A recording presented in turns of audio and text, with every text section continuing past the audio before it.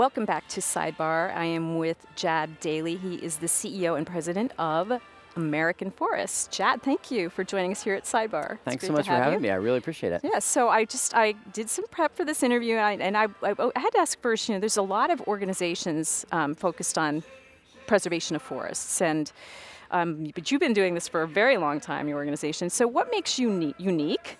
And I'm just curious how the activity has accelerated or intensified in the last 3 years when the project drawdown kind of mentality. Let's get this stuff out of the atmosphere. How has this sort of urgency or the interest changed? Yeah, it's an incredible moment, a perfect moment really for the work that American Forest does.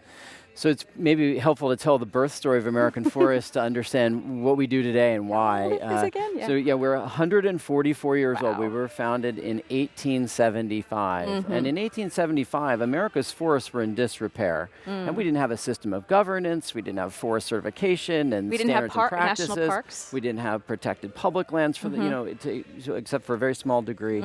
And so American Forest pulled together all kinds of different actors across the country, government leaders, private sector folks, average citizens, and said, hey, we have a problem here and we have to figure out a solution. And in 1882, we pulled together, in particular, 50,000 people at the first ever American Forest Congress and the first ever National Arbor Day. And that was really the birth of the American Forest Conservation Movement.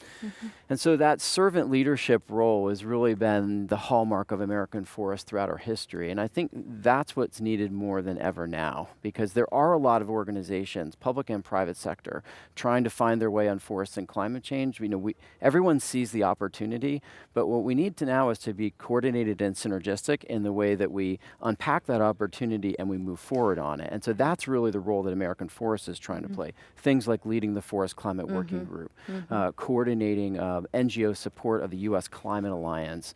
That's the kind of servant leadership that we think this movement needs right now. So now I know you also have a very, very strong focus on urban forests, right? Urban preservation projects. So tell me about that and why that, and what are some of the priority cities? Like, how do you pick a city where you're going to focus your attention?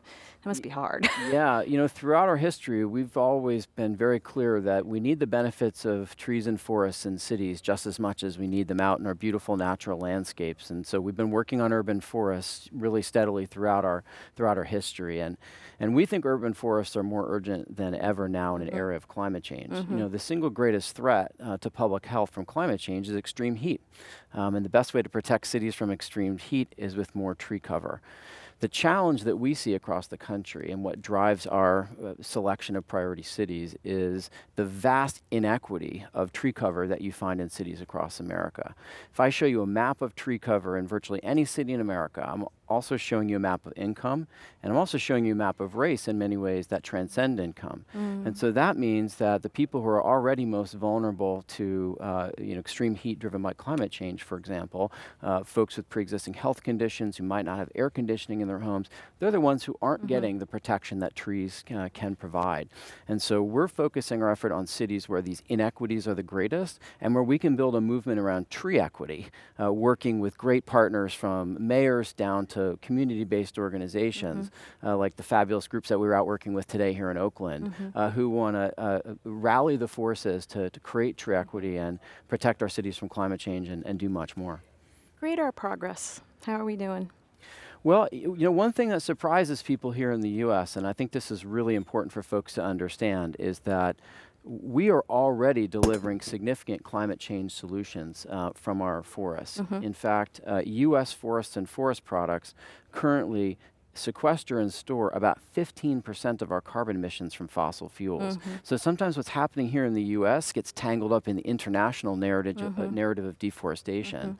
We don't have net deforestation here in the U.S. We actually have a powerful forest carbon sink that's delivering the goods. And so what we need to think about here is how do we keep a good thing going and how do we build on it? And what scientists tell us is if we take the right measures, if we keep our current forests as forests, if we plant more forests, we could potentially as much as double the carbon capture that we're getting in our forests here in the U.S., build on this really powerful carbon sink that we already have.